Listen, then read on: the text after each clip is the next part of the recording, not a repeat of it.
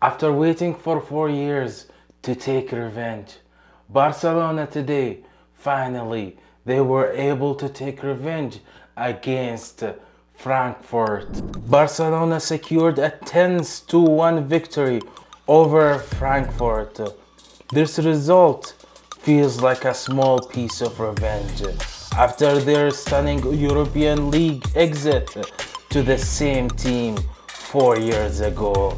However, the scoreline makes a familiar struggle. Despite Barcelona's successful high press, retrieving the ball intensely and dominating position, they were predictable in the final third. This cost them as Frankfurt capitalized on a single mistake to score the first goal, forcing Barcelona to rely on a stunning second half turned around. In today's video, we're gonna demonstrate exactly what happened in this game. So let's dive in.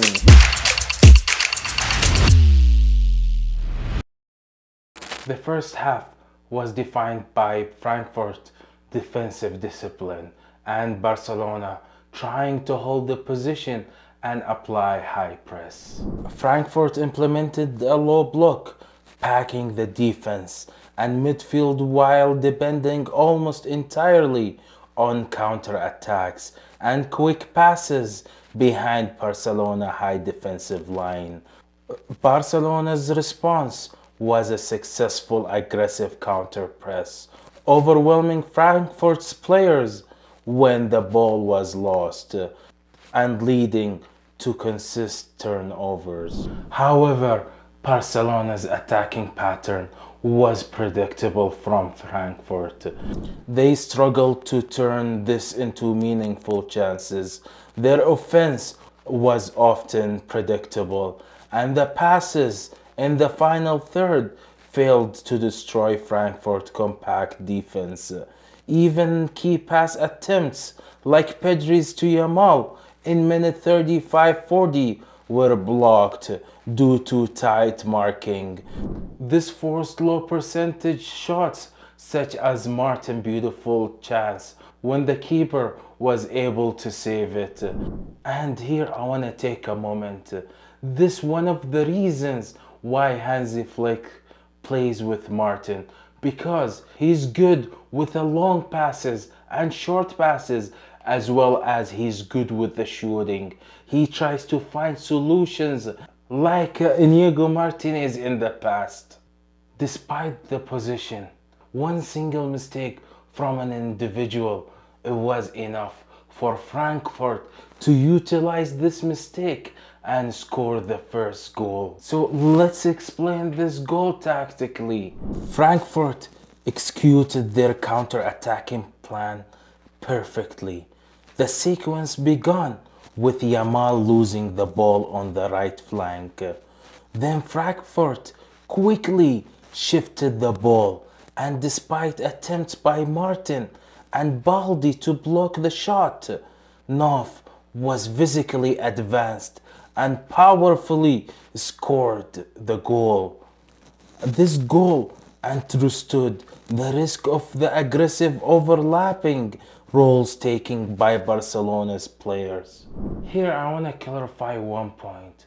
I just don't want you to misunderstand me. Overlapping is something important during attacking, but when you're implementing this overlap, the defender should be covered at least by any other midfielder. So when you're doing it, you have to be cautious, because any counter-attack could lead to a goal, like what happened with Frankfurt's first goal. I want to take a moment before moving to the next point. If you're watching our video and you feel that we're bringing more value to you, please don't forget to subscribe. That would help us a lot to grow. And don't forget the like button and leave your comments below. After clarifying this point, the overlapping and underlapping in today's game wasn't implemented right in a couple of situations. So let's take a look at minute 1. This overlap added width, but it left spaces for Frankfurt to exploit immediate turnovers. even with Pedri cutting passing lanes and retrieving the ball consistently. And we could see that in minute 450 and 12:20. And we saw that as well at the end of the half in minute 45-42. Scurry created a clear chance after a quick transition and the space left behind the defense. Hansi Flick needs to address this problem and fix it in the next games. And this takes us to the second half and what happened and how Hansi Flick fixed the problems that occurred in the first half. First, by bringing in Rashford and taking out Fermin Lopez, who wasn't performing well in this game. And the purpose of bringing Rashford in is to increase the fluidity, to break down Frankfurt's low block. So when Rashford came in, Rafinha played as a number 10 and Rashford took the left flank. This tactical movement immediately paid off when Rashford was able to deliver a good cross to Kounde, who had made a run into the box and scored with a header, equalizing the game. The speed of attack immediately increased, and we could see that at minute 51-40, where we started seeing more fluidity in Barça final third and faster passes. Just 3 minutes later, Kounde scored his second header after Lamin's outside the box first touch out swinging pass found the defender in the box again. Shows us the importance of Kounde in the final third, especially in the box. Maybe he excels in the final third, not in the first third. Bringing in Rashford, it wasn't the only thing that increased movement in the final third. Even when Ferran Torres came in instead of Lewandowski, we saw that Barcelona's front line were more dynamic and faster and started creating more chances. The last thing I want to talk about is when Frankfurt conceded the second goal.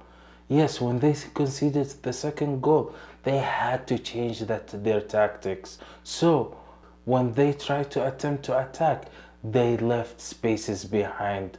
So Barcelona's players tried to utilize these spaces left behind. So this strategic shift benefited players like Rashford, who had a missed chance at minute 58-27 after a good run, but the shot hit the defender. This missed chance raised a question and thought in my head. How can Barcelona win the Champions League if their players missing chances like this? This is a difficult question and I don't have an answer for it. If you have an answer for it, leave it in the comments, please. And with this, I'll end the video and I will remind you, if you haven't subscribed yet, please subscribe. That would help us a lot. And don't forget that like button. Peace!